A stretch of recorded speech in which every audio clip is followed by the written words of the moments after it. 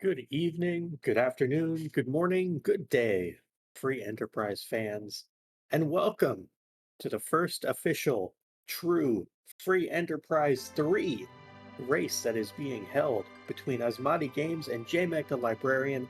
This is the Zemus Zone 5 Blue Moon Waxing, and I am joined by the one and only, the music maestro, Xenocat. How you doing this afternoon, Xenocat? I'm doing great. Uh, this is a really hype matchup that I've been excited for ever since I saw the bracket revealed. I was like, I know both of these runners are really amazing and really good up and coming runners, and I'm just really excited to see how they perform tonight. Yeah, definitely a lot of hype going into this one. AsmadiGames is someone who, in Adamant Cup, actually, I was very familiar with as we were in the same group. Um, the Full Moon group, Asmadi valiantly fought to a tiebreaker match with Flurry before being eliminated just before brackets. Um, Unfortunately, taking losses to myself and Flurry along the way, just could not quite get out of that bracket or get out of that group to get to brackets. Um, Someone who definitely would be one you'd want to look out for. And then JMac on the other side, one of the premier members, if you will, of kind of the new era of the campfire race group, where she has been putting in tons of work on Blue Moon seeds. Running them with folks like Martin Broadcloak and Reckless Charlie and a lot of other folks as well, just putting in a ton of time and a ton of effort. So really excited to see what becomes of this seed for both runners. And also, I do have to agree with JMac. Where is the Ocho? Why don't we have the Ocho yet? We don't have enough races happening simultaneously yet. Are you sure? Um, I Because if mean, we. Twitch had its way, they'd all be starting now. It does look like we are off. At least Asmati is off. And we see Sid and Rydia as our two starting characters with a Pan. Yeah, in many tournaments, this would be an amazing start because Rydia would be someone who you would either keep as an anchor, you could have as a slingshot target, any number of things. And Sid is just your overworld beater. Sid is phenomenal in many flag sets on the overworld. Because we have access to all of our characters right away with the See No Earn flag, Sid's value decreases a little bit. Rydia's, you get the flexibility of choosing, do I want to take Rydia now? Do I want to use her as an anchor? What do I want to do? And also worth noting, that is a Valvalis in the window there in Baron. So while Kane and Tella join the team in Mysidia, that Val's going to stay behind, not required, at least not right now, based on our boss list. Yeah, one very early bit of info that's nice to know is whether you have that Baron key hard required, because we've seen that Baron key be quite important in a number of seeds, even if that first boss isn't necessarily one of the bosses you're looking for.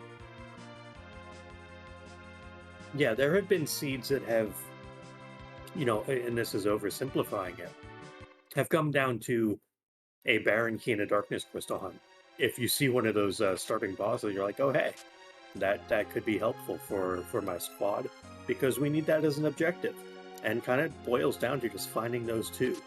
Now there are a couple characters that I think both our runners are going to be happy to see. Kane early on is wonderful, and then Tella having exit is really good, and then of course finding that Rosa. Rosa is a phenomenal character to pair with Tella because her one primary weakness is not having exit.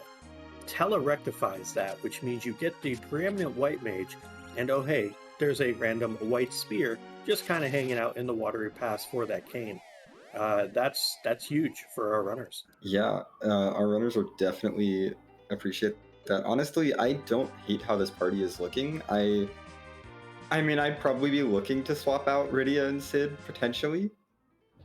Uh, especially in this party with the Tella in the party already, I'd be looking to maybe swap Sid for someone better. But, you know, this is a party that is workable, and I could deal with taking through the rest of the seed. Yeah, I think you would love to see Edge, Palom, Cecil, obviously. I think those would be Yes. the three that you'd look to, air quote, upgrade from Sid. Yeah. Maybe even a Porum could be okay. Run, double white mage. It's not the worst. It's a little awkward, but I think that those three characters in particular. So we'll see who is up in, what is this, Vanilla Edward, I believe, in Damsian, if Yeah. I'm not mistaken. See who's hanging out here. Maybe it will be the Bard, and there's a Palom. That is a very nice character to see. Especially with that early Tella, we could potentially set up if Darkness Crystal shows up early, we could potentially see some sort of D machine setup. Yeah, and looks like we are saying goodbye to Rydia, at least for now. That makes sense. I can definitely see that. Save her for a potential slingshot. End up doing maybe 60 machines with life glitch with a slingshot. Get her that million XP and really put her to use and pair her with Palom, who has a lot more use early on with the early level 2 spells, the Virus, Quake, etc. Absolutely. And unless you find something like Leviathan or Bahamut for Rydia, Rydia's not really going to be useful in the early game. Yeah, absolutely. And looking at some of these bosses that we have, obviously left to right, top to down, here we have Gauntlet Golbez. I believe that's Pale Dim, Mylon Z, King Queen Eblan, Water Hag, Antlion, and Baigan. One of the interesting things is, like, Antlion, Baigan, and the Gauntlet in particular, Palom's early versatility can really help with those particular bosses should they show up on the overworld. Whereas Rydia might help, just as much later on, but I think Palom really could be quite nice against a couple of those bosses in particular. Absolutely. And here we see Asmadi headed to Antlion Cave, where there's just a Yang hanging out. Unfortunately, we cannot recruit this Yang. No, but I do like Asmadi here using the White Spear as an item. This does a not-so-great white cast, but even a not-so-great white cast is still better than anything else this party can do right now. So making quick work of that Karate Man, while JMac picked up the saddest of key items on this flag set, the Sad Ruby. It lets you wake up a piggy. And it gets you a free heal. Oh yes, the free heal too. in case you don't quite have enough money for the Kaipo Inn right next door. Yeah, because absolutely. Somehow you want to go to Kaipo to stay at the inn. I mean, maybe you're shopping for curse rings or other things. I guess. Sure. Now, let me ask this, Kat. I'm not familiar with how many Blue Moon seeds you have run, but I've run a fair number, and I'm interested here. Would you have peaked the 7th character on Ordeals by now to see if maybe that's an Edge or a Cecil? Oh, I wouldn't have just peaked that 7th character on Ordeals. I'd be charging up Ordeals. Fair enough. Listen, I am used to getting free characters and charging right up Ordeals. I don't hate a play into Antlion or like a Mist Cave peak or Waterfall peak first necessarily, or a Bedward check, but after like those checks and maybe Hobbs, I'm going to Ordeals. Gotcha. I like that because I also am a fan of rushing Ordeals, finding out who that character is, and going from there. Get that character. That was a loaded question. Just get the 3 boss checks out of the way. Ordeals is not going to get faded. Like, it's fine. Yeah. Oh, it looks like, speaking of that Mylon Z that we discussed earlier, that is Mylon Z at the Fabul Defense, so that is a required boss hanging out in Fabul. So Fabul faders, well, you're going to have to do this eventually if you want to complete the seed, probably. Yeah, we'll see if it's direct underground access. Otherwise, this could have been done maybe more efficiently after getting underground and taking advantage of that starting pan to get a single dip. just wait for it to be Darkness Crystal, and it's like, oh, and this is why you don't fade things. Yes, this is why you don't fade Fabul. And that's a good enough reason not to fade Fabul. Yeah, I mean, maybe you don't ever have to go underground. Yeah. It could happen. I literally did a pickup race today. Red Moon flags, which are functionally no different as far as where bosses are placed, where we had go mode before even diving the hook. That was a thing that existed. So it can happen.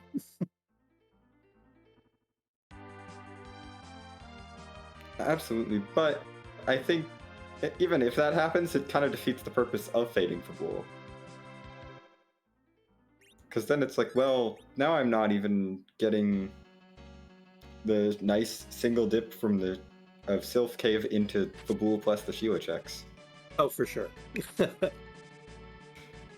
we do see Asmadi now headed up Ordeals as J-Mac is finishing up the Antlion Cave. We just got a Legend Sword there, and oh, that's not a great character. Yeah, so on most flag sets, Edward is a tough sell. Without a spoon, the poor bard is just relegated to hanging out with whoever else's playdate is in Mysidia. Yeah. That's Edward's life, unfortunately. Sorry, Edward, you're gonna go be part of Team 90 HP in Mysidia.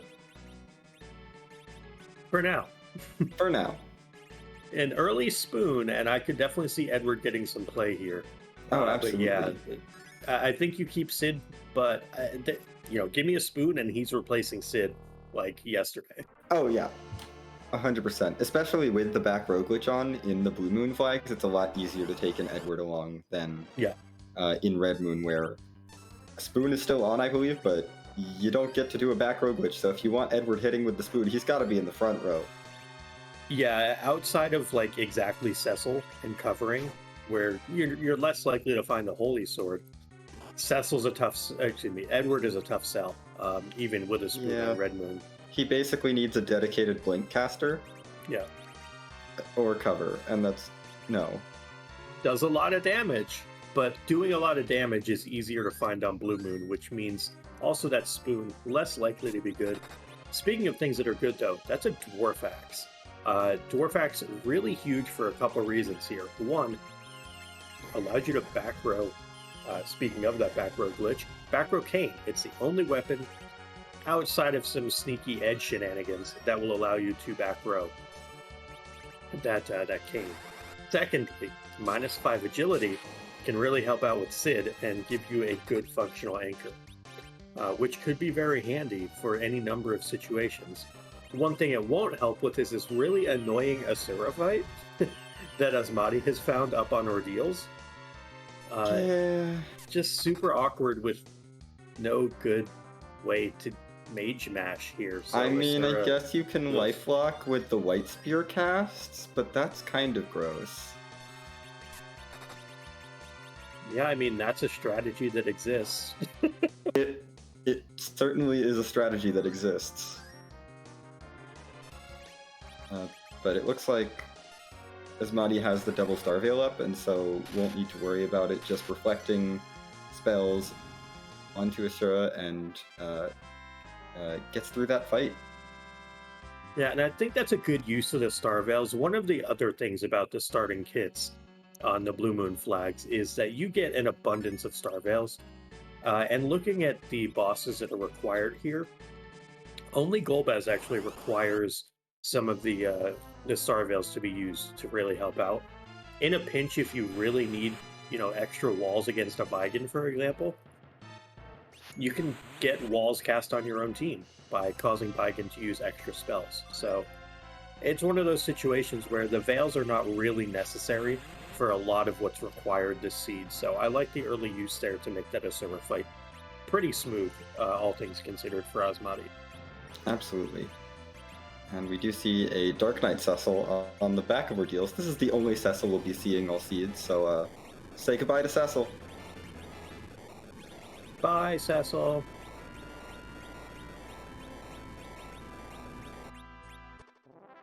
Okay, fine. I guess we'll see him one more time when JMac goes up Ordeals. Yeah, probably. Maybe JMac will make the legendary Ordeals fade. And it's just completely not required. There's nothing up here. Yeah. Like, Tele spells are cool, but what if? Oh Yeah, my that's not going to gosh. happen. I mean, Tele still has Exit and Blink. He's fine. I'm waiting for the seed, and this could be it. If this is a non-required key item, and obviously Edward is whatever, and there's no good bosses up there, like, you could conceivably reset out of Ordeals and just go back to the base of the mountain. Thinking in all the seeds I've done in Blue and Red Moon, I mean, I've that's an never done it apple. yet, but yeah, there's an apple. And That's either a that's Ruby a or non-required Elements. boss. Oh no, that It's could be a... not. No. Yeah, you could This fade is Ordeals. completely haunted Ordeals.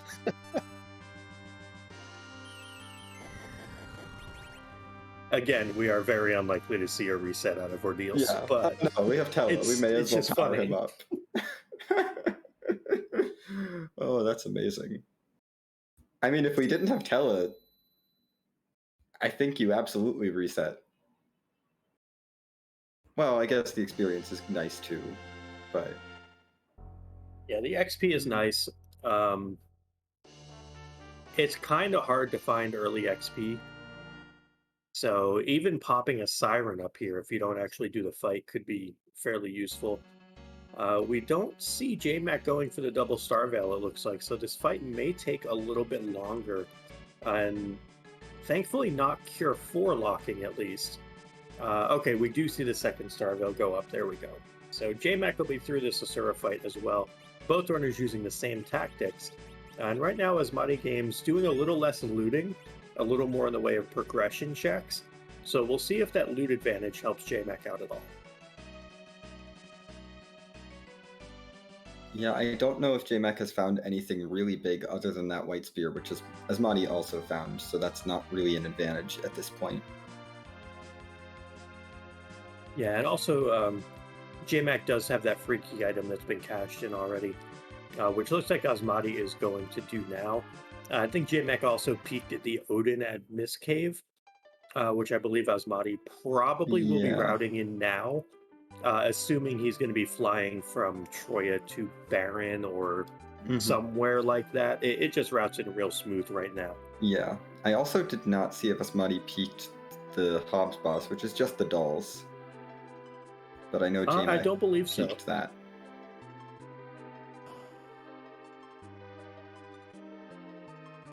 Well, if Asmadi accidentally fades it, it's not going to be too painful.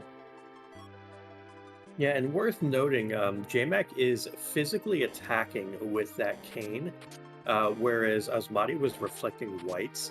So that fight did go quite a bit quicker for Asmadi than it did for JMac. So again, really heads up use of the white spear as an item. Being the best party member, if you will, that actual spear as opposed to the person wielding it. Being able to cast white over and over, even if it's a bad white spell, it's still your best offense early on. Yeah, it's a honestly very solid ability early on.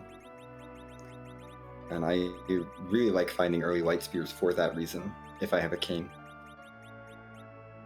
Yeah, I mean, and even if you don't have a cane, you can always just sell them, and it's a ton of money. This is also true.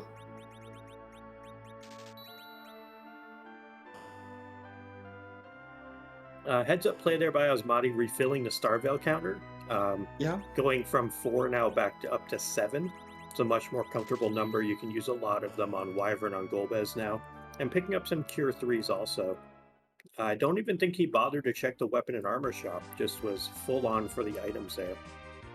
I mean, I don't hate it. I feel like maybe you check a couple weapon and armor shops, but honestly, they, in my opinion, are not always worth checking. There's a few things that are really nice to find in shops, sure, absolutely, like mute knives, the dwarf axe, a cursed ring would be really nice to find, but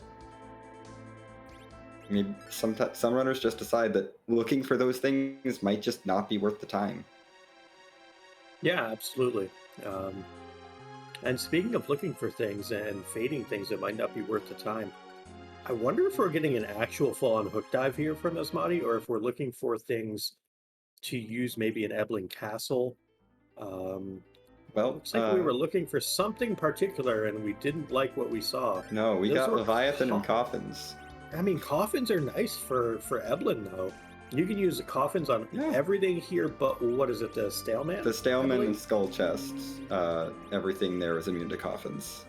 Yeah, so you can use it on the Mad Ogres, the But, Black Cats, yeah, the the Mad Ogres, Lamia. Black Cats, Lamia chest, both completely Yeah. susceptible to Coffins.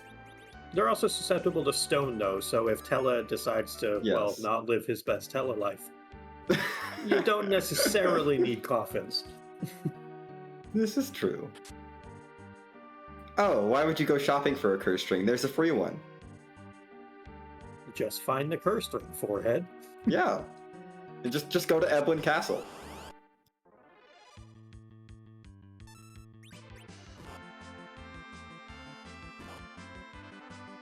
And the first chest we have is the Black Cat and Lamia chest. And we are 8 HP shy of killing the Black Cat there. That is unfortunate.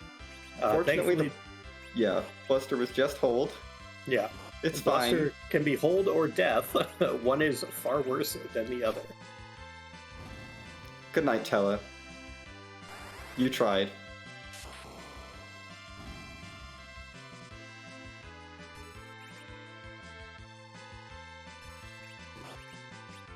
And we do have some divergence as JMac has decided to go right for Baron in instead of making this Eblan Castle play. Yeah, I think I like this on JMac's part. Not a huge fan of diving the Eblan Castle area or Eblan Cave without already clearing the rest of the checks, unless there's a Cecil involved. Because you know, with Yes. Cecil, you're going to just get your Holy Sword. And Oh, that's kind of a absolutely. big deal. But Holy now Sword. it results in a potential double dip for Asmadi, which just, I'm not a fan of double dipping anything outside of Fabul. Yeah. No, I definitely agree. Like, with Cecil, absolutely, you want that Holy Sword online as soon as possible because it speeds up that overworld so much. But realistically, I don't even think an Avenger speeds up the rest of this overworld enough to justify skipping Baron in for Eblan Castle. Yeah, I would agree with that. You know, Baron Castle, with the power that this team has with a powered up Tella, not too bad at all. And hey, we have everybody's favorite Paladin. Yep. This is the second spot, which means that Palom is Palom's gonna have to figure out something to do. Yeah, and it's not going to be casting spells because No. Paladin will absorb lit, will absorb fire, will absorb ice. Will not, however, absorb the white spear used as an item, and will also not absorb virus from Tella. That would require Tella actually surviving. Well, that's a Tella problem and a JMAC problem. It is not a Paladin problem at this moment. No.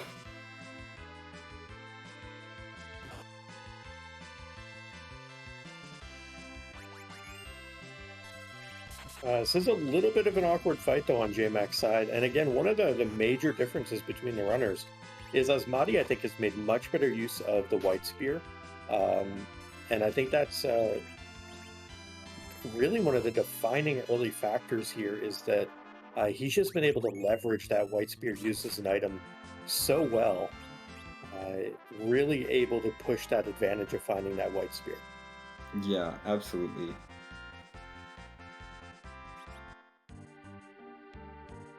And oh, that was cute, Eblan Castle. Thank you. We have obtained the crystal sword from Eblan Castle that we all knew was there. Yeah. And JMac gets a pass out of Baron, but more importantly, got an objective. Yeah, so we have Paladin and Mylunzi hanging out on the overworld. So 2 bosses down. We have a glass hat and a crystal sword so far from Eblan. Really haven't seen much other than the cursed ring that's particularly helpful out of Eblan. So kind of a dry Eblan castle so far. The Cursed Ring, granted, is an enormous pickup. Like, to me, that's a tier 7 level item. Oh, yes. Obviously, we have it at tier 4, but it is a phenomenal one to find. Absolutely. The Cursed Ring is definitely the biggest pickup. I guess the Gungnir could be useful if we run into Demist or Octomam. But only, like, exactly those two bosses. Yeah, it's not particularly relevant most of the time. No, the White Spear does everything the Gungnir does, but better, except against those two bosses because they resist Holy. Yeah. And this is interesting here from JMac. We're getting a Cursed Ring on Palom. Makes sense because it makes Tela RA1 here, and maybe we can get some off-slot stone action here.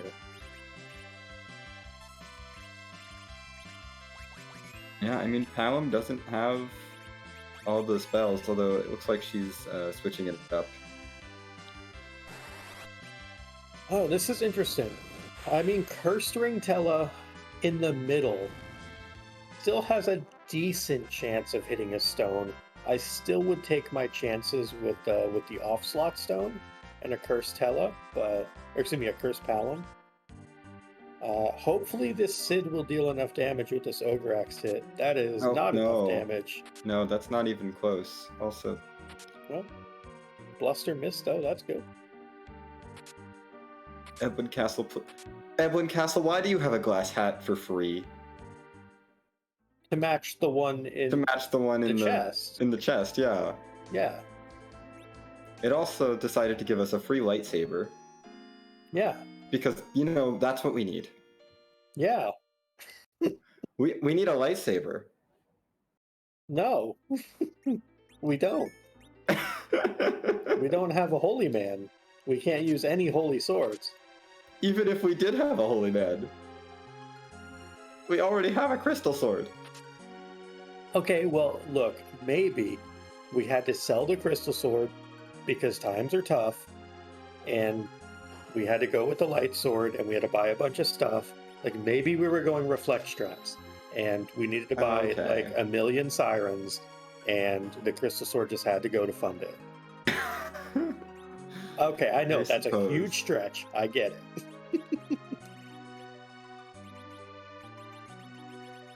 Also, AsmadiGames making either the conscious or subconscious decision that he wants nothing to do so far with Baron in.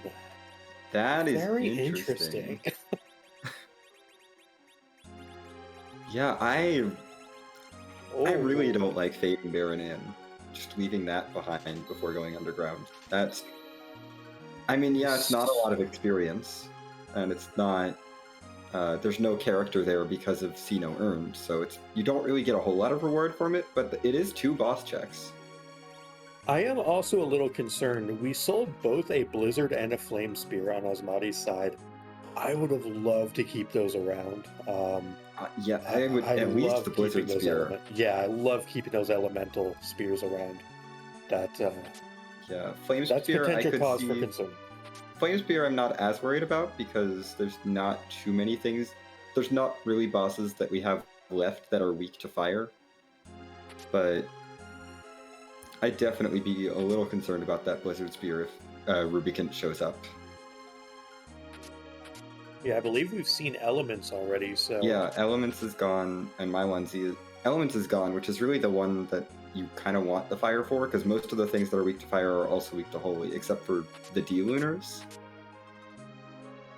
Would be the other one that you might want a Flame Spear for. Wait, but Xenocat, what are we doing holy damage to? With the White Spear. It could be... I suppose that's fair. We do have a White Spear. We have a White Spear. We can do holy damage. I often think of Kain as just a vessel for an Avenger.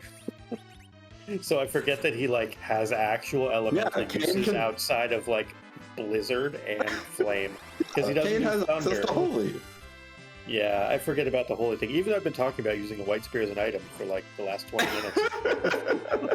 Kain has literally been casting the holy spell. Look. Yeah, I got nothing.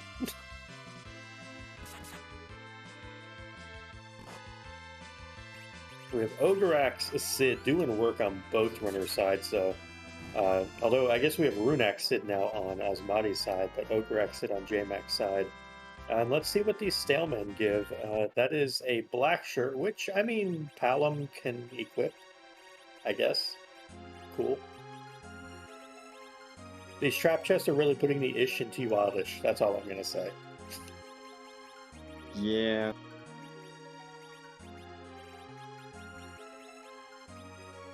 Like, sure, there was a crystal sword.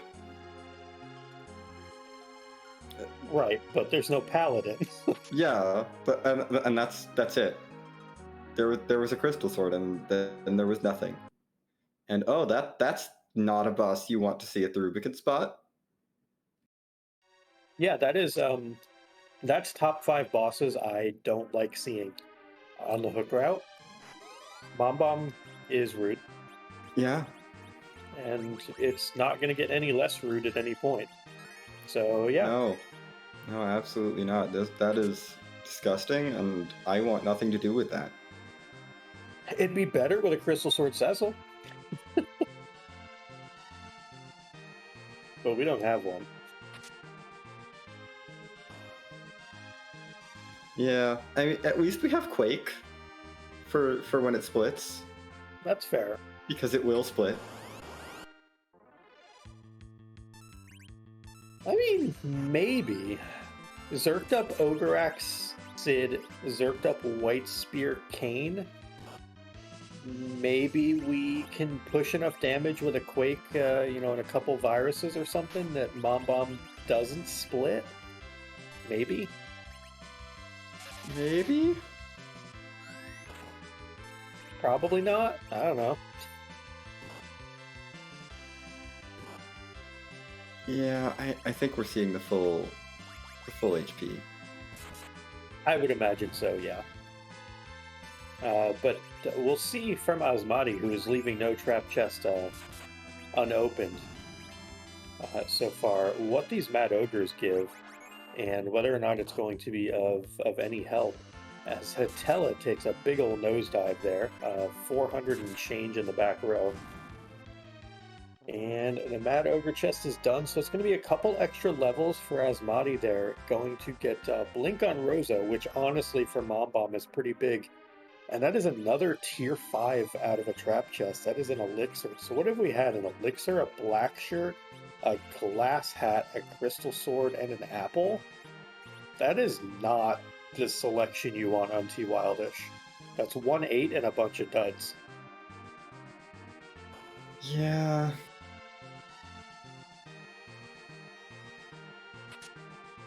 This is just kind of gross. Yeah, we do have a lot of good defensive gear, though. Yes. Crystal rings, glass hats. Like, everyone will be fairly protected, but this is not going to be the general damage output that you're used to on a Blue Moon Seed. This is a very different experience that our runners are going to be having from the norm. Usually you're running around with, power overwhelming, and here's your power shirts and Zeus gauntlets and holy swords and edges with, double busted swords and we don't have any of that. No Avenger for Kane. Like, we have a White Spear, but even that's like not as good as a defense sword and not as good as an Avenger, so it's a little bit rough out there damage-wise, which is surprising to say on a Blue Moon Seed. Yeah. No, it's... Blue Moon Seeds are usually, like, fine on damage. I mean, I think I was doing the math recently, and it's, like, something like a 90% chance of seeing Cecil or Edge. Which usually means you're fine, and... Well, now I'm actually kind of thankful that these bosses weren't swapped. Right. As he's about to say, our runners are going to be like, huh, this could have been worse. It could have been Bomb here and the turtle behind it. You know what? No complaints. Yeah, no. You see Bomb at the ruby spot and you're like, oh no. And then the seed had to remind you, I'm being nice. I'm pulling my punches a little bit. One thing worth noting here, and this is something that I see a lot of folks do. Turtle here, don't nerf the waves. Yeah. The waves are all HP based. So the scary part here about the turtle is actually the punches. It's not the wave because it's HP based. So a lot of folks are so used to the wave just absolutely annihilating them that they overreact. With only 6,000 health here, the waves at best are going to do 6% of that, which equates to what, 350, 400 damage, something like that? So the waves are really not the issue. The punches, though, that's the problem. So I wonder if we'll see a different tactic from JMac here, maybe just zerking right through it, rather than going through and nerfing those waves. It might be a quicker fight that way. Yeah, and if you're not worrying about nerfing in the waves, especially nerfing with a lit 2 cast, you could just cast Quake with Palom. Yeah. That's more damage. And Now, less cast time. It's great.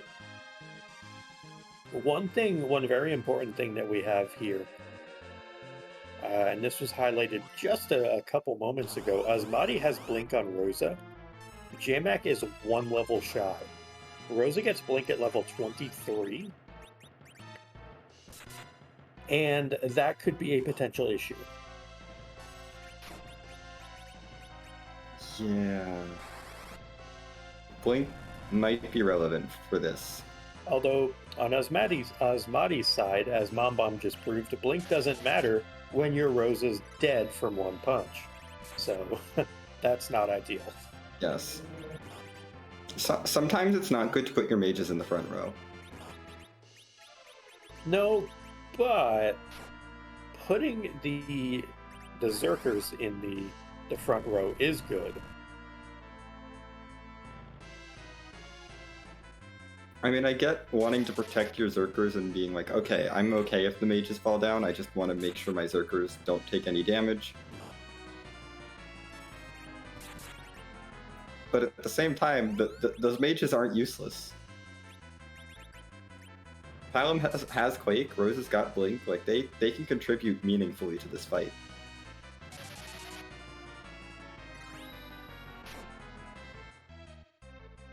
But only if they don't get punched.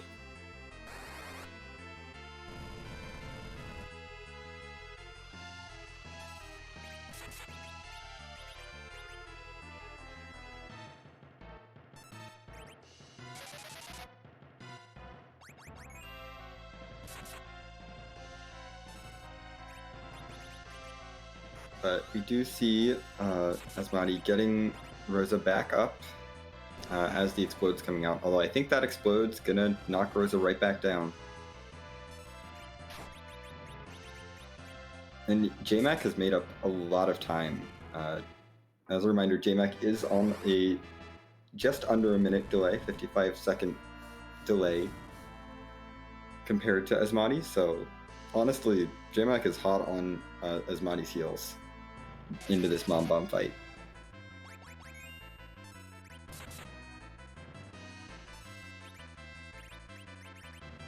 And we will see if she can speed up this fight and even this out as we head into the underground.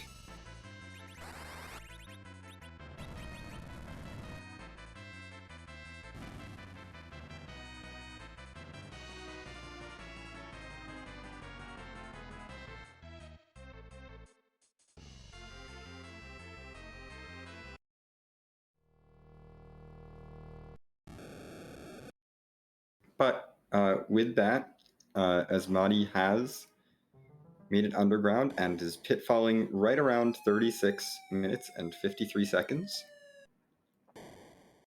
And now we'll get to start seeing what this underground holds for us. An elixir, and that's not the most pleasant boss at the top of tower. No, that evil wall is not great at the top of tower. Very fast, has a lot of health, and yeah, basically Mombom Redux, honestly. Just going to be very punchy. At least it's not required, so we can ignore it for now.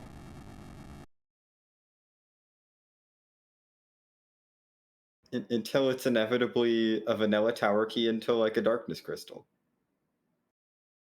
Well, that would be a future runner problem. So, Yes.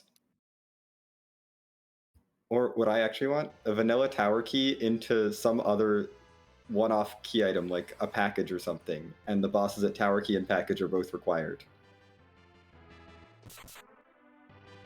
that would be quite fun. Making a nice little chain there. Yeah. Gotta let the runners go off and explore the moon, hoping to avoid Kiowa's tower.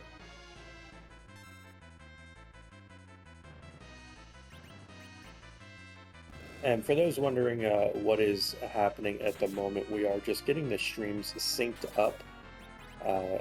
There was an issue with JMac's stream about a 55-second delay.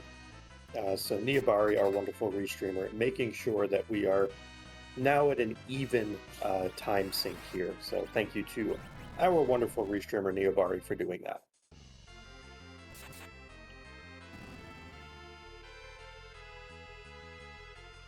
Yeah, and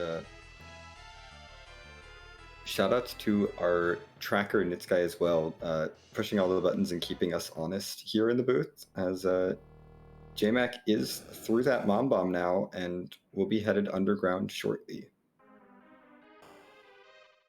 Yeah, and worth noting, JMac does have Baron in, as well as the Hobbs boss and the Mist Cave boss peaked. So has done a little bit more on the overworld.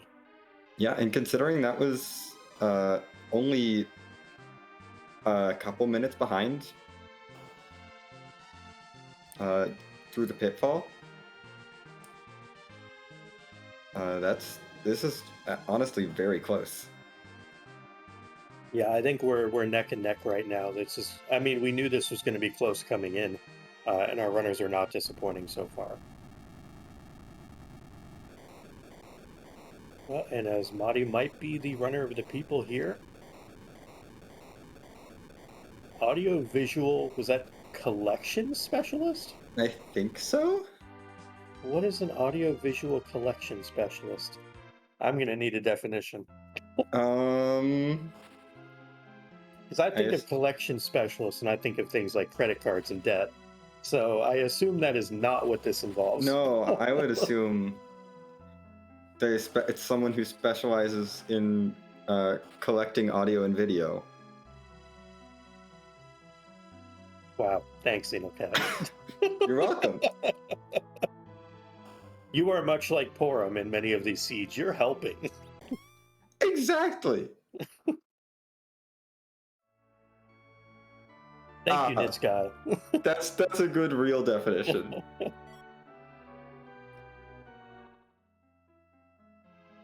Let's see, that isn't that just a specialist who specializes in collecting audio and visual? This this conversation is hurting my brain.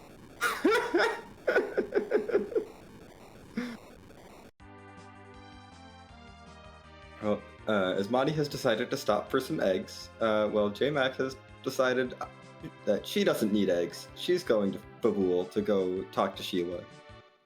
And inevitably get a magma key. Well, if it is a magma key, we at least have a thing we get to say for it. This is true. We got the truly sad key item out of the way. But yeah, let's see what this pan yields. It's not a bad play to do this, because if it gives like a tower key or a Luca key, you go back underground, you check the Fame Arch. Hey, there's a Luca key, and you get to play with things there. And there's or a darkness crystal. Ooh.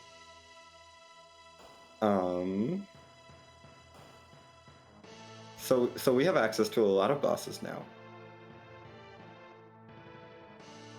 Yeah, we are missing 3 in Baron. I mean 2 from we know Val is there. From what we know, we have the one in Zot, one in Cave Magnus, one in Package, and the Super Cannon.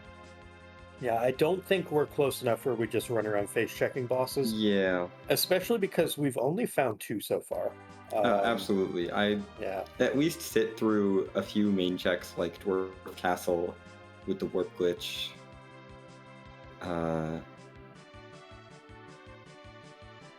see what we get from there at least, and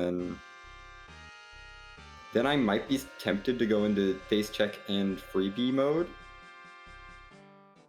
It's tough though if we don't pick up any more That boss is gating key items. That's a true. lot to leave on the table. Also knowing that top of tower is no good. Yeah. If Feymarch especially is blank, I don't think you can face check anytime soon. It'll be interesting though. There's still a lot of information to be gleaned here. And Asmadi made a lot of shopping and loot checks there in Dwarf, but did not actually do Dwarf itself. Is going to leave here.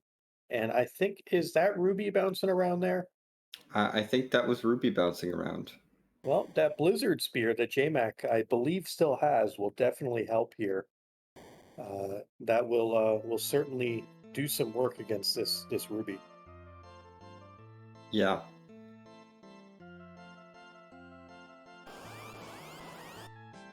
Ruby being quad weak to ice is kind of going to melt.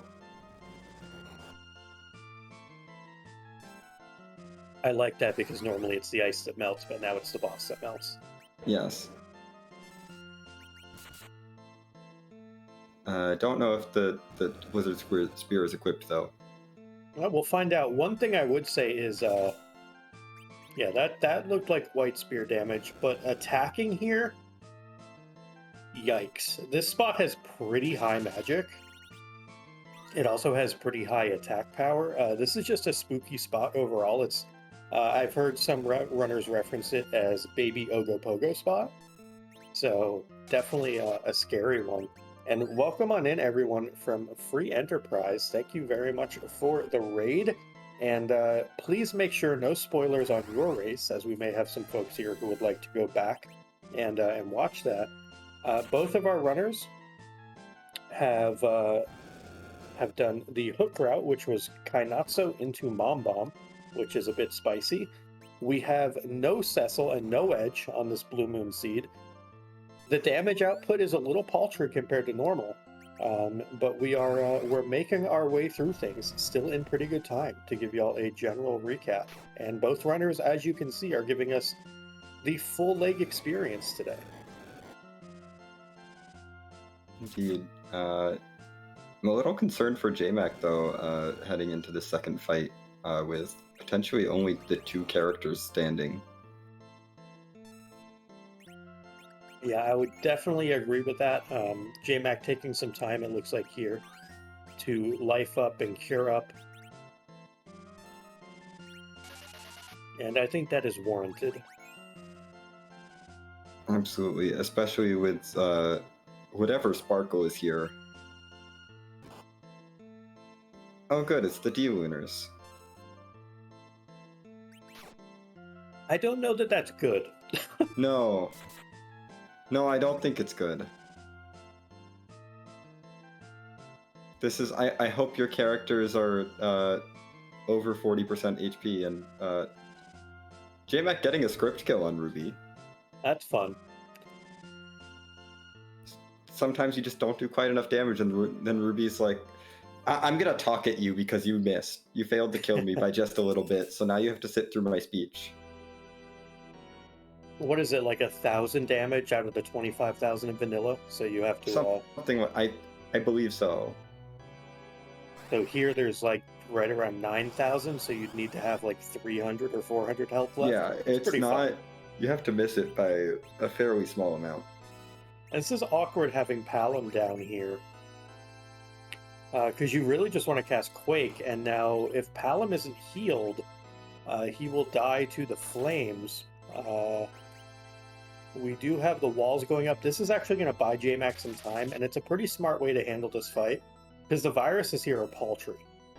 The magic in this spot is basically non-existent in vanilla, because it's where Golbez is supposed to be, fighting Cecil and whoever else is with him. So the viruses that normally are very scary are, well, not very scary. No, not at all. And we do have some value in Dwarf Castle, as the Dwarf Castle check gives the Baron key, and warping gets our runners access to Forge. Yeah, I'm a lot more interested in the Forge than I am Baron, since it's just Val there.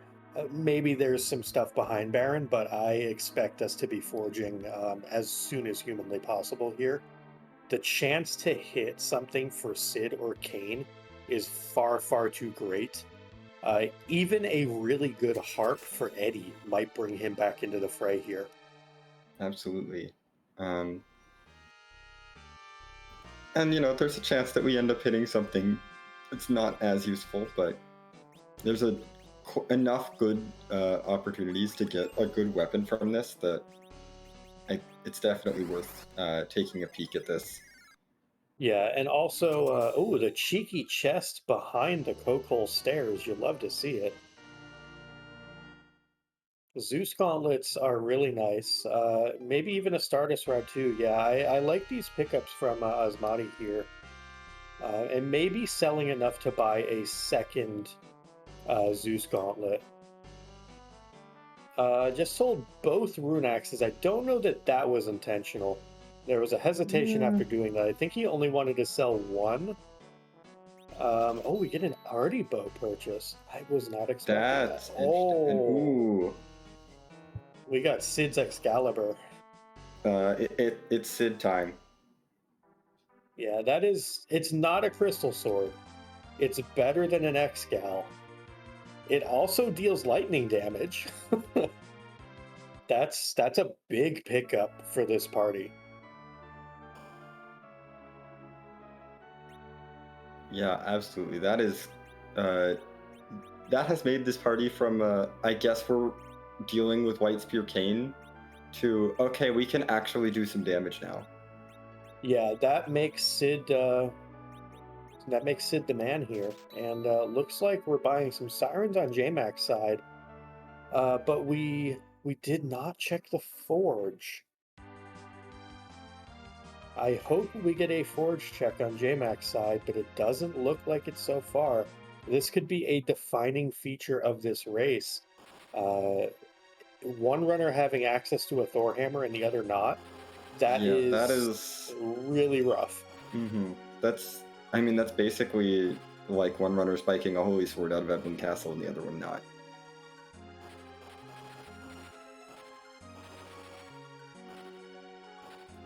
Now, interestingly enough here, Asmadi is going to get to route in Baron Inn as well as Baron Castle all in one fell swoop here.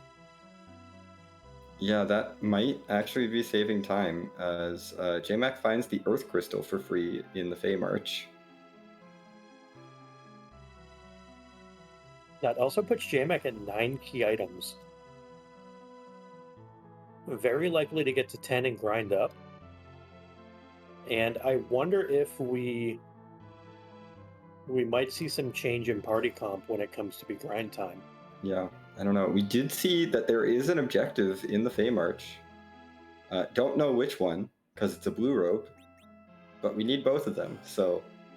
Well, perfect anchoring and a rune axe should take care of the gauntlet or most parts of it. And if it's Water Hag, well... it's Water Hag. same thing, basically. Water Hag will be punchy, but very doable. The only thing is if it's a gauntlet here, you may want to go in with Float already cast on the team, because there are arachnes that will show up in these gauntlets, and they love to spam Quake, and they're super rude, and yeah, no.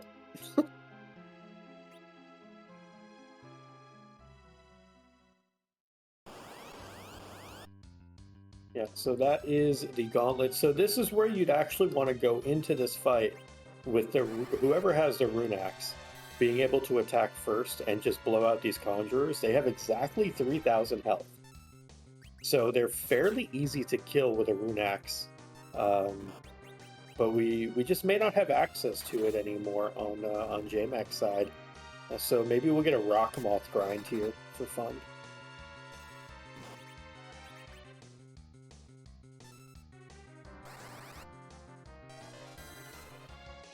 Yeah, this is looking like it's going to be a little bit of a slog for JMac. Yeah, the other thing that can be done here, if we still have them, is coffins can be used on the first 4 fights. Basically, any of the conjurers, and yeah, we do have coffins, and JMac says, heck those conjurers. I really think this is heads up from JMac. Yeah, this is a great play to recognize, hey, I have coffins, let's use them. Yeah. Now, the last fight, of course, that is going to be a Clapper, and that you cannot coffin. They are immune to instant death, but that's okay because it's just one Clapper. It can be weaked, it can be stopped. There's still a lot of ways to deal with that.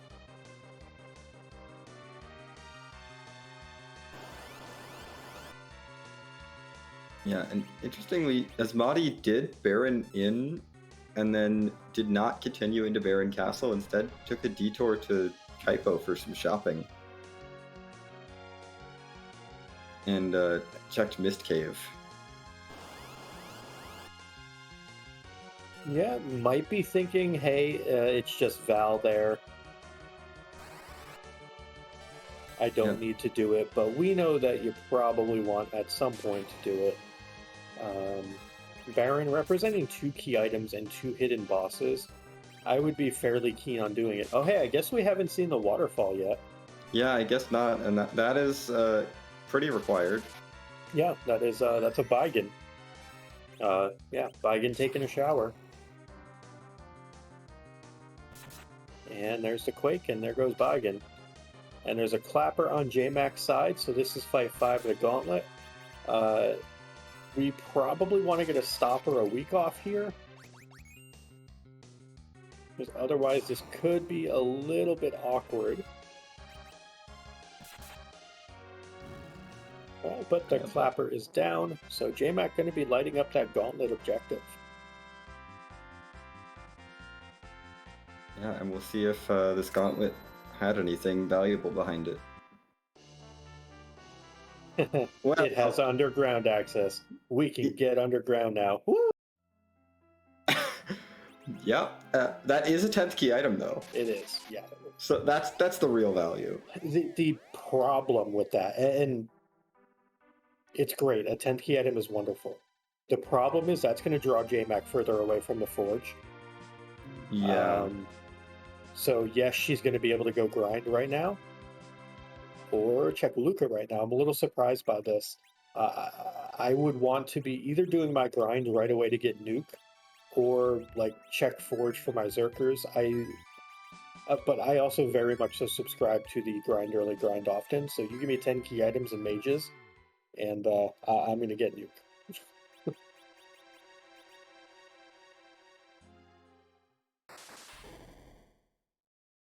Yeah, JMac might be just thinking, I can go do my grind on the moon later. I'm going to clear out this underground, at least in terms of face checking everything, make sure that I know what bosses are down here, and do what I want to do in the underground, and then leave, and never come back, hopefully.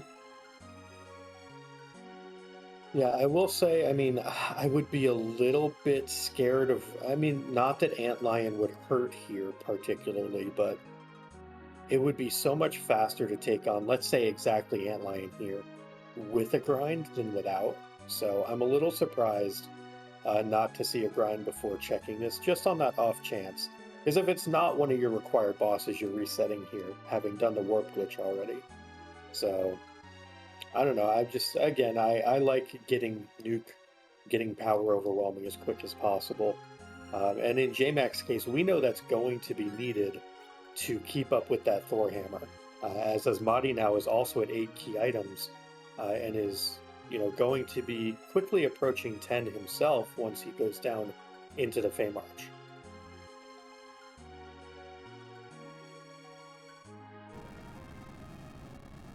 Yeah, it'll be interesting to see what JMac's next play is after this sealed cave, and that is value. Yep, I should be blamed for this. Antlion has chosen to go on a very long journey. Yeah, this is exactly the boss you want Nuke for, and this is the punish. This is the literal only punish. Yeah, this is gonna be kind of slow. Yeah. I'm not scared of the counters here at all. They're not gonna really do that much damage. No, it's not going to be a difficult fight. It's just going to be a time-consuming fight. Yeah. And that's the thing is, ultimately, we're speedrunning, right? So time is in fact the true measure. Yeah, JMac is absolutely going to get through this fight with no issues because these counterattacks are not particularly strong. But every single counterattack that she takes is taking up just a little bit of extra time. Yeah. Now there is one thing worth stating though, is that not everyone makes this check. Yeah. Having done the warp glitch and having darkness crystal, you don't necessarily do the Luca Cave check. There's, a decent enough chance there's no boss that's going to be here that's required. So you might just fade it, save yourself that minute. It's going to be very interesting to see if Asmadi does this check or not. Yeah, if this is the kind of situation where this is a very time-consuming fight for JMac, but if Asmadi doesn't opt to do this fight until after a whole moon dive and the moon just doesn't come up with what he needs or what they need, it becomes a whole situation where JMac, just by virtue of having gotten this fight, might just not have to clear as much of the seed. Yeah, it's absolutely true. And, JMac might opt to do, like Earth Crystal into Baron here, whereas Asmadi has faded Baron. But we do see something that was alluded to earlier. Even though Asmadi doesn't have coffins to make this quick, Asmadi did float his team. So is able to avoid those counters, those quakes rather, not counters, from the Arachnes. Another cool fact about these, Arachnes are normally floating when they're found in the wild.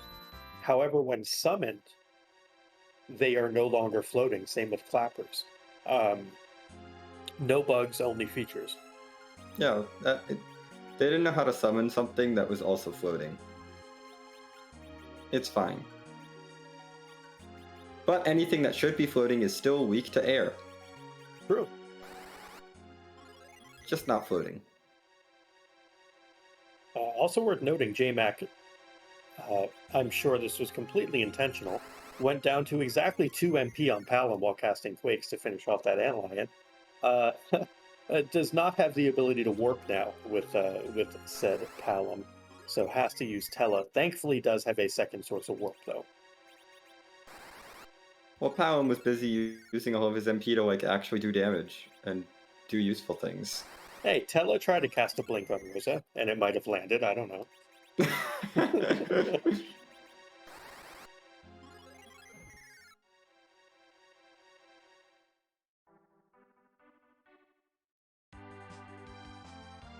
But that is JMac out of Sealed Cave right at that hour mark, and it looks like she is going to Forge, so at least that Thor Hammer advantage won't be too bad.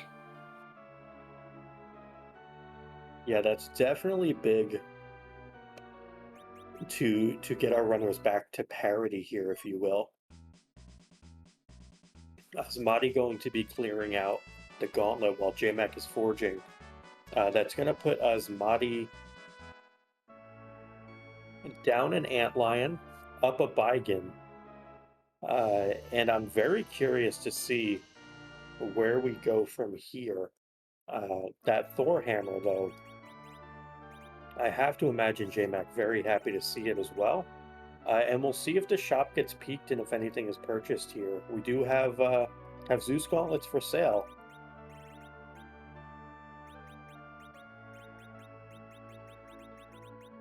I mean, if I'm in this shop, I'm like, I don't need all these random extra things. I like Zeus gauntlets. Ooh, we opt for a Stardust Rod over a Zeus gauntlet, and we can get underground on Asmadi's side now as well. Yay! Yay! And I do want to ask, specifically to our tracker Niskai, did Asmadi pick up the Earth Crystal from the Feymarch freebie yet?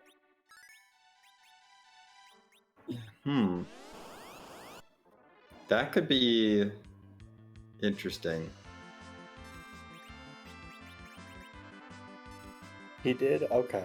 I just Okay. wanted to make sure. Because I am one who actually, within the last few days, has missed picking up the Feymarch freebie, being preoccupied with Ooh. 100 other things. Yeah, And and that yeah, that can go very poorly very quickly. it can, in fact. Also, speaking of things that can go poorly very quickly, this is an ambitious fight from Asmadi. Um, the Magus Sisters are rude here. They're going to punch hard, and the magic does more than you think. Thorhammer is really good, though, so we'll see if Sid can just chonk his way through these sisters. But this could be rough. Yeah, and meanwhile, JMac has decided that it is grind time. It is time to get all of the levels before leaving the underground, probably for good. Hopefully for good. Yeah, I like the grind here. I think Nuke is really going to accelerate things combined with that Thorhammer. Now you have power overwhelming via magic and power overwhelming via physical attacks. So the best of both worlds now, which really we haven't had in this entire seed until more or less right now.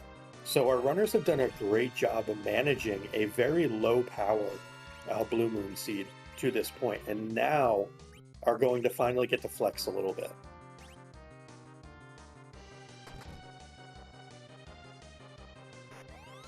Yeah. JMac will, after this grind, which isn't going to take too long, JMac will be able to essentially just roll over pretty much everything else in this seed.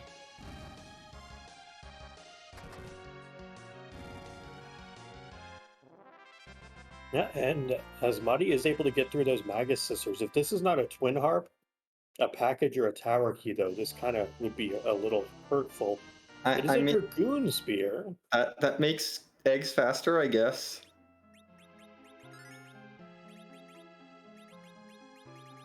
Sure.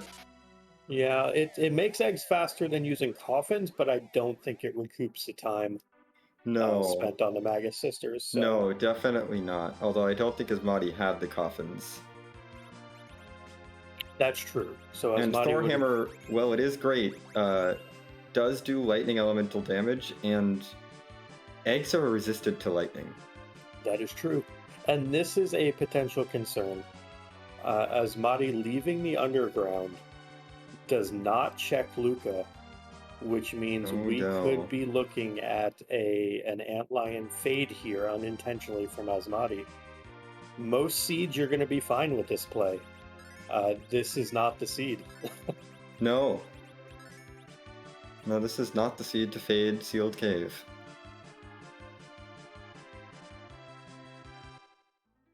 But yeah, it does look like Asmadi is going to do a Zot play, maybe route this into Baron Castle instead of doing a grind. Or at least instead of doing the grind at this particular time.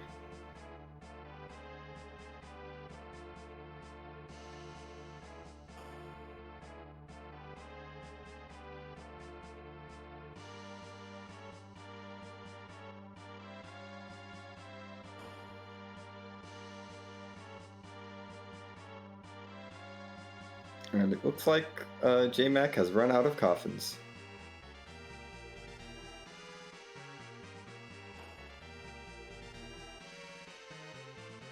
But that Thorhammer is still strong enough to one-shot the egg despite the resistance.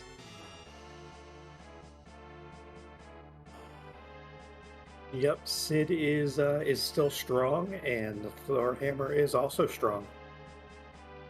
It helps that we were already in the upper 40s. And that's certainly true. 3,000 damage against a resistance is pretty good. And Yeah. hey, there's a water hag. Well, that's another objective.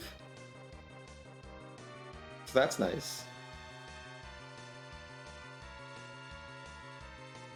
And interesting to note, that one is available without the Earth Crystal.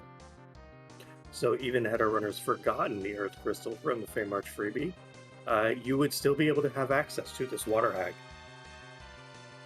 Yeah, this was just sitting here all along. But there's really not much harm in putting it off until now. No, it routes in really well right now. You can go do, the full tower Azat here. Maybe even hit another boss up here.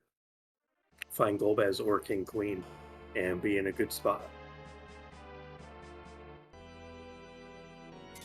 Yeah, we'll see what color the piggy is when we head into the next room.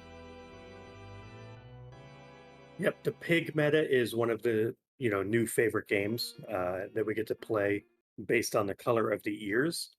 So let's see if we change from white ears here to a different color ear. No. We are still on white ears, which I think means it doesn't have blue or... There's one other... I think Golbez and King Queen Eblan would both be yellow ears here. Yeah. White is usually like lunar bosses. There's a Sparkle. White is Sparkles. I forget the exact rules, but I think it's Demist, CPU, Evil Wall, and Luge all have their own things. Yep. Void Pig, Pineapple Pig, etc. Yes. Ghost Pig. It's all fun. Yellow ears is if there's blue on the sprite. If the sprite is more red, I think... Forget what it does. White is Sparkles or red. Okay. I knew red mattered, but I couldn't remember how it mattered. But okay, it's... White means it's either a red sprite or it's a Sparkle. And in this case, it was a Sparkle. Bye, Plague. Yeah, High Plague, Bye Plague. The worst crumble in the game. So much lag. Ugh, go away, Plague. Take your lag with you.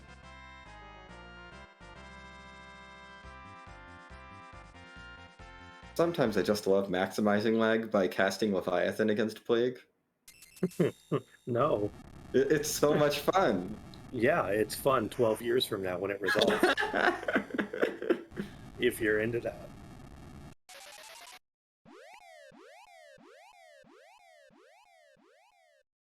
I believe Val is nukeable here. Yeah, but not virusable. But yes, nukeable. Interesting JMac opting to do just Baron just over the Zot check. Yeah, I mean it's one of those where just prioritizing, I guess, the number of bosses and key item checks. This is 2 of each. But I would expect Zot to be something she goes after next, knowing that it is 2 bosses that are available. But could also make it a fade. Zot has become a fairly popular fade. In the mid to late game, especially when the Darkness Crystal is available. The bigger thing to me is to see, will JMac remember that she has not checked the waterfall? Yeah. Because we know that's where Baigen is. Yeah.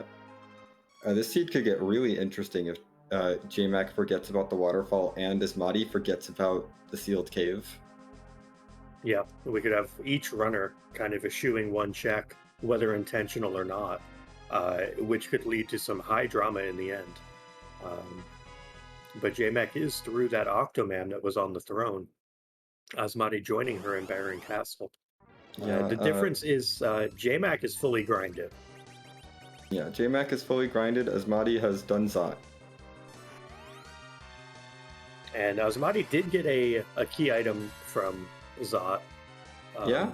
Which probably won't get checked, but maybe the Twin Harp will get checked. I mean, I don't know. I want it to be checked, but I know that it probably won't be. And thanks, Baron Castle. It's a little late for that. Nope, time to go get Edward. We're going Zerkers. Somehow I think getting Edward after you've ground to nuke is not ideal. Yeah, poor Spoonward. Though Asmadi has not ground to nuke, so... That's true. Asmadi can absolutely take Spoonward. Now, I'm interested in JMac's position to see if she is going to to take the boss that's down here if it's not required. This will give us a lot of information as to whether she is in face check mode or not. It looks like, well, That's a tough one to tell with. yeah, that could be face check mode. That could be just no. Okay, No looks bar. like we're kind of in face check mode because JMac says, no, the bird can stay. And looks like JMac did remember Waterfall, may have just simply taken, and I have a particular approach to the Waterfall. I don't like to check it early. In fact, I hate checking it early because you can normally not beat it because this spot is surprisingly fast with 31 agility and has more health than you reasonably expect. It's like 2,000 or 2,200 or something. So it can actually cause a lot of problems. Waiting until now means that one quake, we're out of here, and that's a very fast fight for JMac, Yeah. who is now, up here at what is that, 5 bosses, and soon to be 6 with the Water Hag. Oh yeah, as she is. Yeah, she's headed right for Zot. Yeah, JMac doing all of the Earth things before heading to the moon. And I wonder, where Asmadi is headed here, because I think that Luca fate is going to stay fairly permanent. Yeah. I do definitely understand peeking that waterfall boss early, but I know my personal rule when I'm peeking it is unless it is completely free and I can just beat it instantly, even if it's required, I will not sit through it. Yeah, absolutely. It has to be King Queen, maybe Water Hag, maybe Dolls. If I have a J item. That's it. Yeah.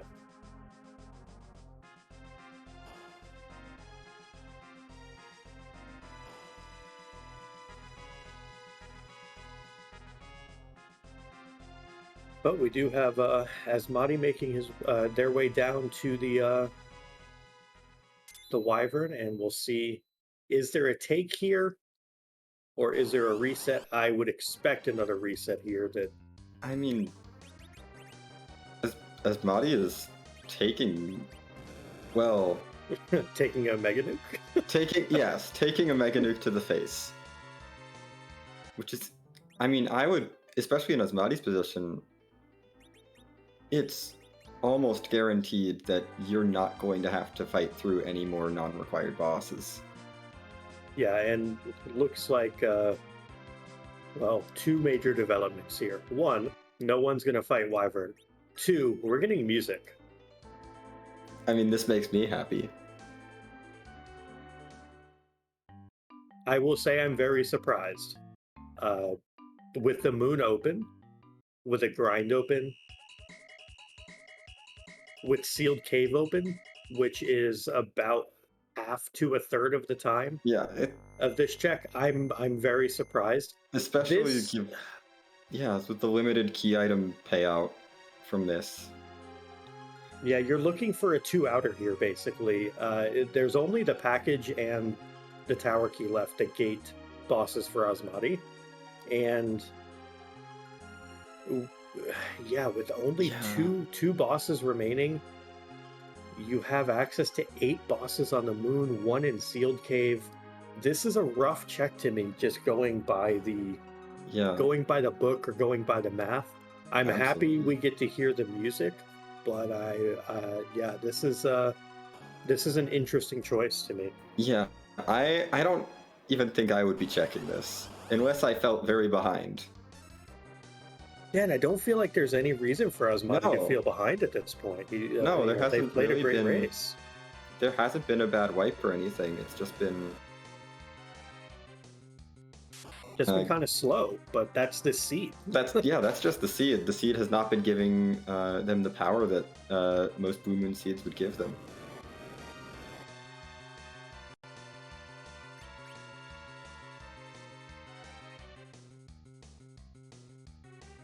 But Xenocat, I know this is your favorite time. So what are we doing here? It's time for Edward to give us some tunes that we have randomized from a pretty large list at this point. So we're going to be quiet and let y'all listen to the harp song.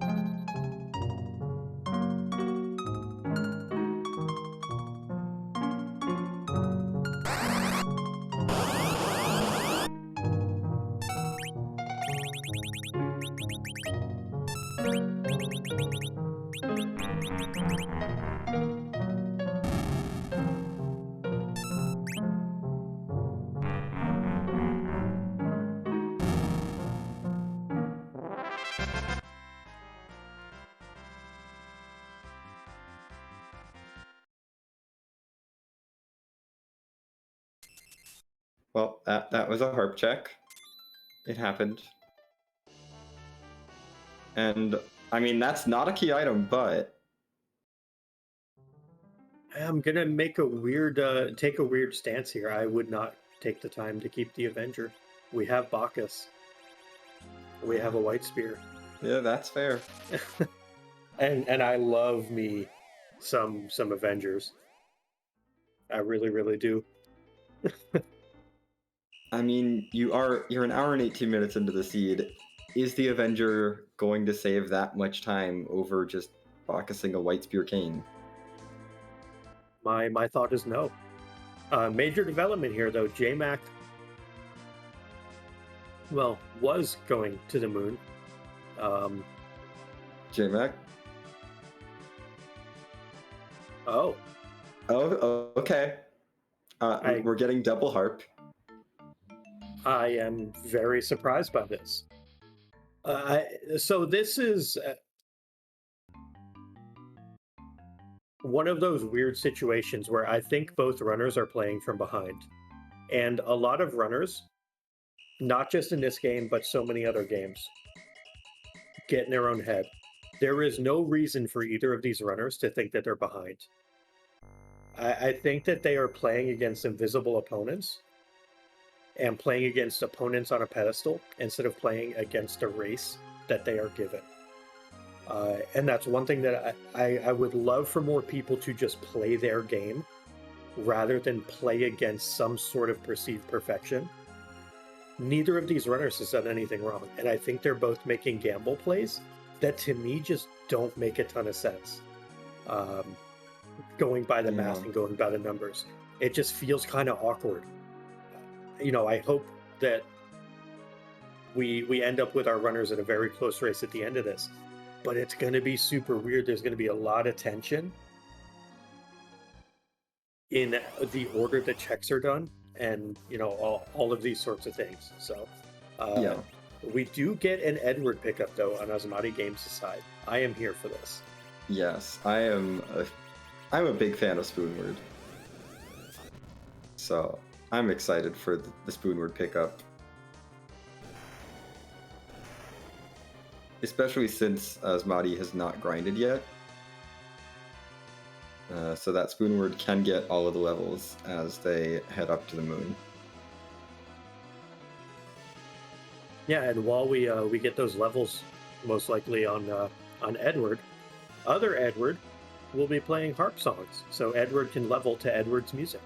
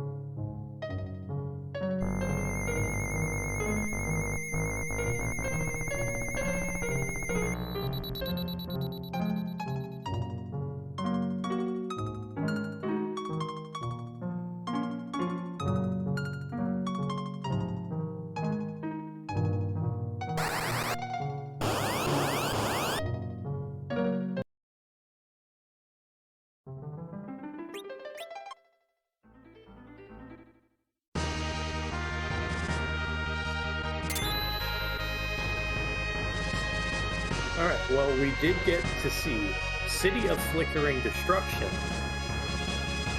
as the harp song, and JMac seeing a non-required boss did reset. So not taking a full fight, not worrying about the key item potential there, and did leave a save back at the big whale, so was able to save Scum all the way back. Yeah, not too bad there. Yeah, and JMac is now really not far behind Asmadi at all with this full grind done. Honestly, I think at this point, JMac's looking in a very good position, being able to essentially just get through this face check of the moon and not have to worry about anything else. And face checking done. Yeah, I think this is JMac's race to lose now. That is going to be boss 7 of 7, and Asmadi does not have hourglasses, it looks like, for these King Ryus, and gold dragons with no hourglasses. That is not a fun time. No. And that is also not a Dragoon Spear on Kane. So this is going about as poorly as it possibly can for Asmadi. Yeah, that's still the white spear on Kane. And we do see an unfortunate reset there.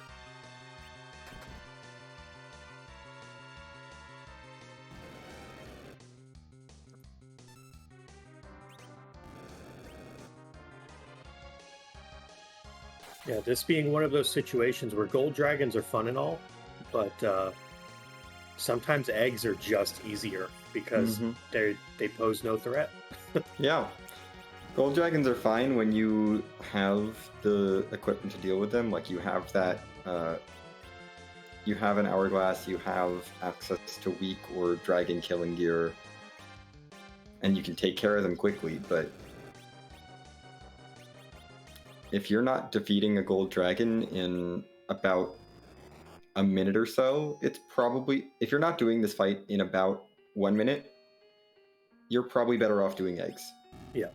And we see Tella gets bopped while the weak is queued. Sid got entangled one more time.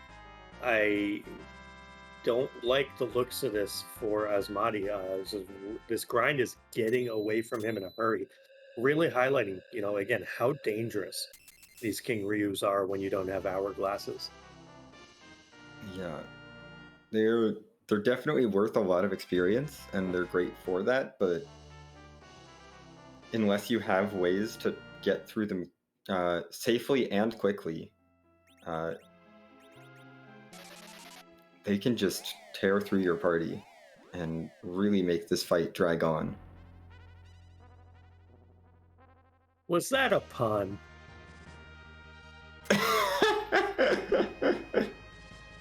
I don't know if that was intentional or not, but I like it either way. Meanwhile, things that are intentional, J-Mac has the crystal and is intentionally flying to Troya. And I don't think we're even going to get any double parking issues here, although I always hope for double parking. But looks like we're just going to fly over to Troya, crush a house, use the pass, and the pass just gets us to that special club in the back of the pub, and then we just get to kind of chill and relax, and that's that, right? That's how this game works. No, that's not how this game works. We took out the club. Gotcha. It's gone now. They replaced the club with a teleport that goes straight to the final boss fight because... Oh. I don't know, I guess the people of Troya really like visiting Zeromus. Maybe Zeromus is from Troya. I hadn't considered that angle.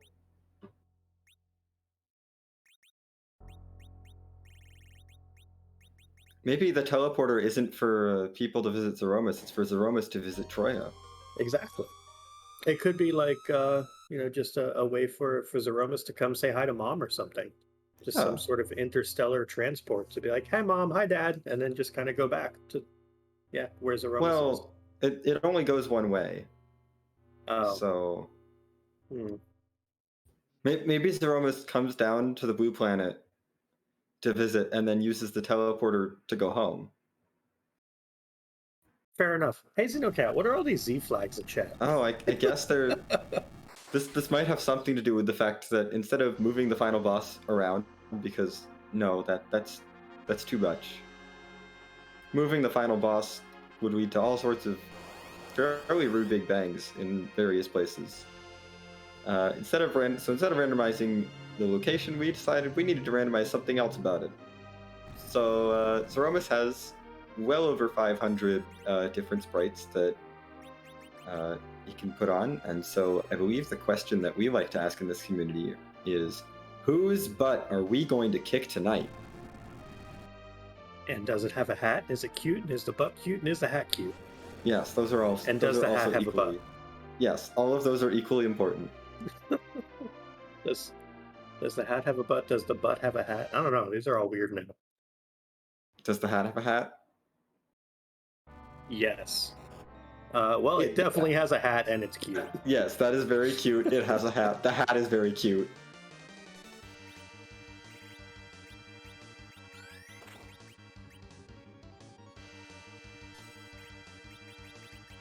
I love it.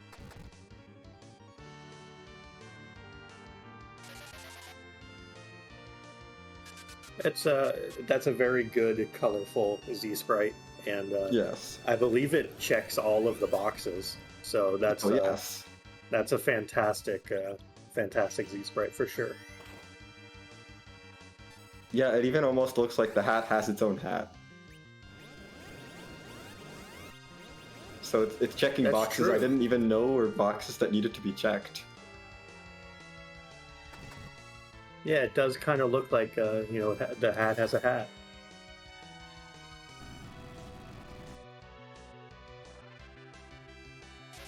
This fight, though, this is looking like hybrid strats here. We're getting some, I think, reflected nukes, reflected whites, maybe. We're definitely getting some Zerks here from that Thor Hammer Sid and White Spear Kane. But maybe we're not getting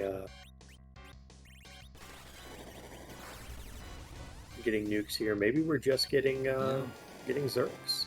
I think we're just kind of hanging back, staying healed, and letting Sid and Kane mostly just take care of it. Oh, no, Palom is nuking.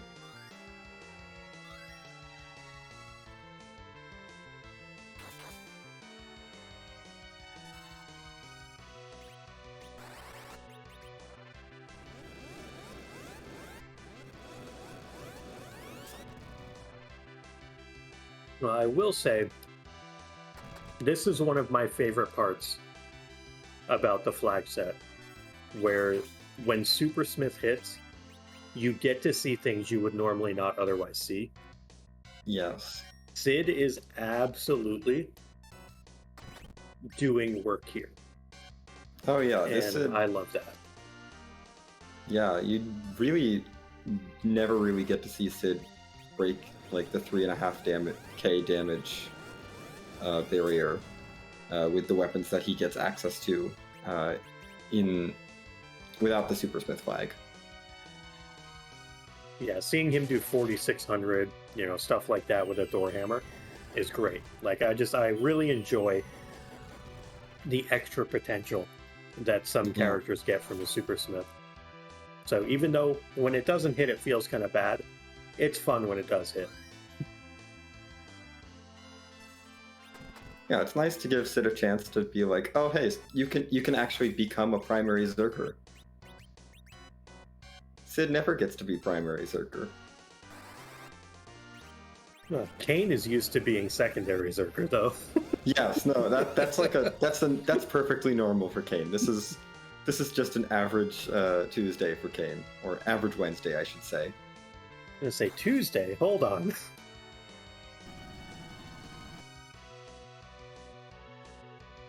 Meanwhile, AsmadiGames does complete that King Queen Eblan fight, and Asmadi has some choices to make, but I think Asmadi's choices are primarily going to be what altars on the moon and in what order.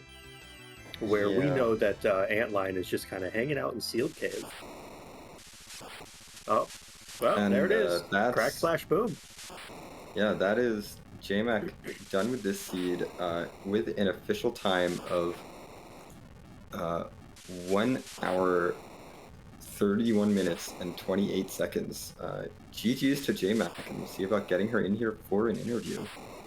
Yeah, and GG's to JMac, and also to AsmadiGames. Looks like Asmadi did decide to forfeit. Absolutely no shame there. That is within their right. And I believe we are joined by our winner this evening, JMac the Librarian. GG's to you, JMac.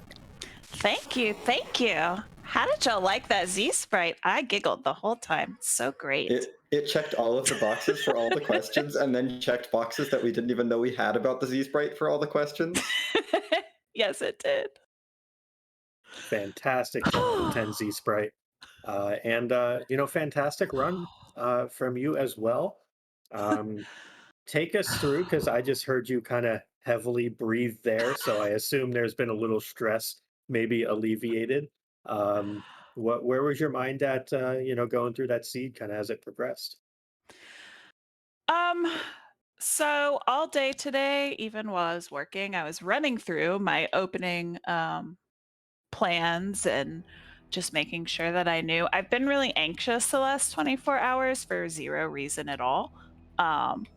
But once I got into the seed, all of my practice took over, and I just kind of knew exactly what I was supposed to be doing at any given point, up through the hook route, right? All that was pretty basic. And then once you get underground, and I took the pan first because I already had it, and then that just started kind of really opening up all of those choices that were slightly different than a lot of my practice rounds.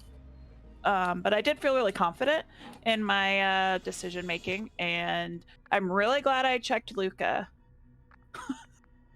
because, yeah, because I don't know, I was channeling my inner Asuka, who says, "Go check Luca, go check Luca." So I went and checked Luca. Yeah, I will say we definitely agreed with the Luca peak here. The only kind of, I don't want to say question about it, but the thing that was brought up was, at least by myself, you were going to grind at some point, and I was like, wow, why are we not grinding before Luca? Because then you'd have had nuke for Antlion instead of 5 quakes, and then being Uh-huh. like, I can't warp out. Oh no!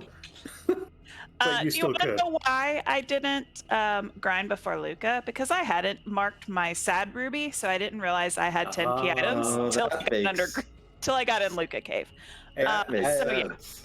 As someone who earlier today forgot that the crystal counts as a key item towards 10, I sympathize completely. Yep. So I was like, oh, well, crap. And then I was like, oh, this should be fine. And then that fight just took like 10 years.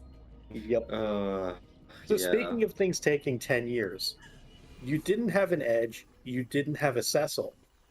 Did it feel like a lot of stuff was taking 10 years because you didn't have the normal power? Yeah, it felt a little bad when I think my pitfall was around 40 minutes. I think it was like 38 minutes.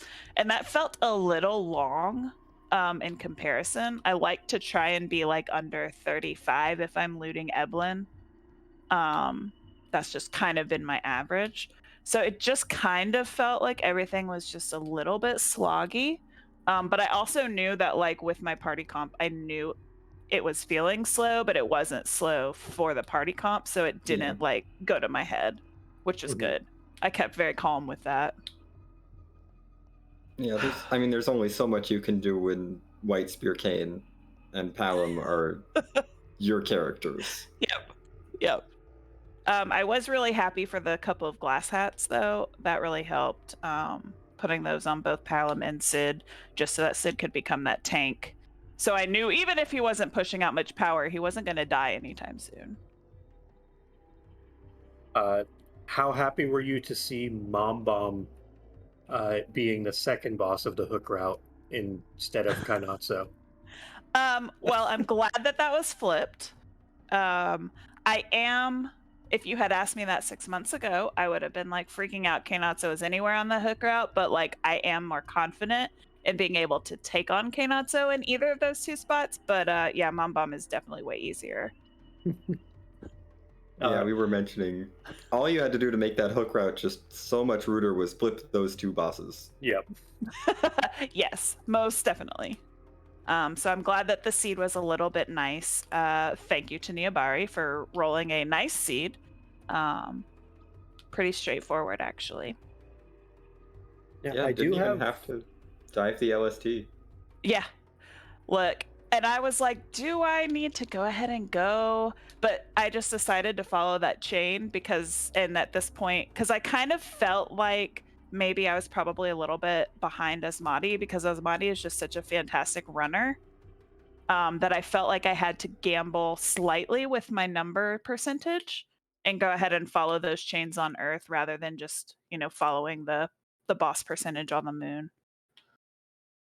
Yeah, that answers my question of why Twin Harp.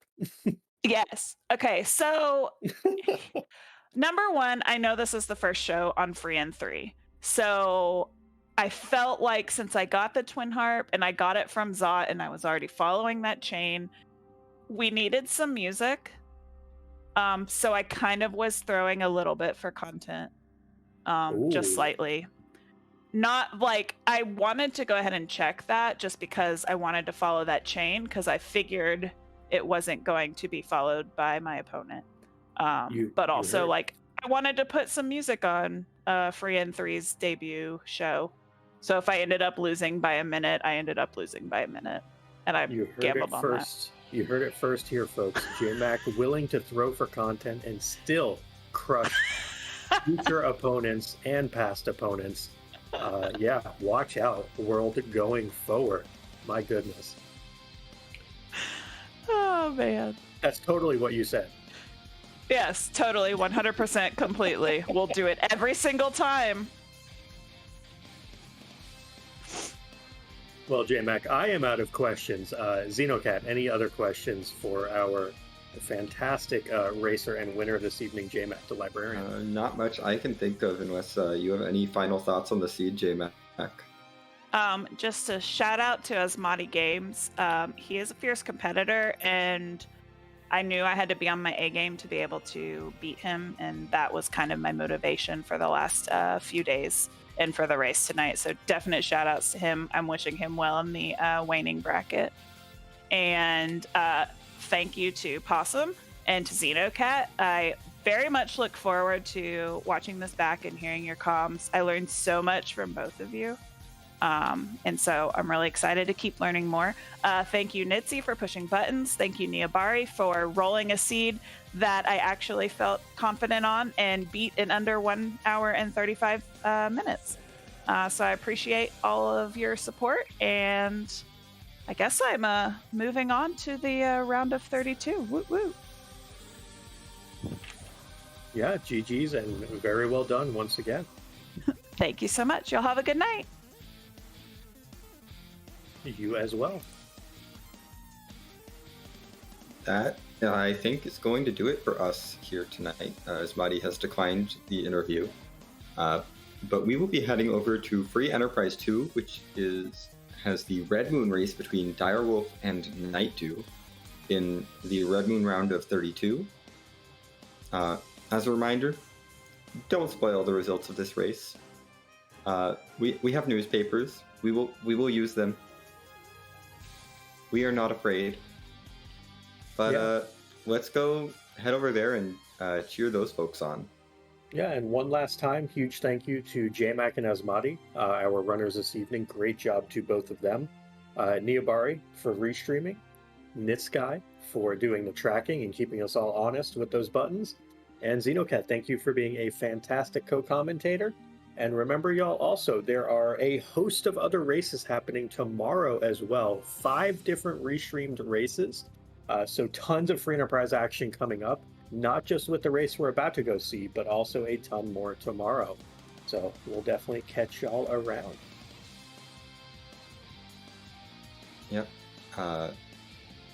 And thank you to Possum as well. I have to shout you out before we get going. But yeah, there's so much Free Enterprise. There's still more tonight. There's a lot more tomorrow. There's going to be more in the coming weeks. So stay tuned. And take care, folks. Bye-bye.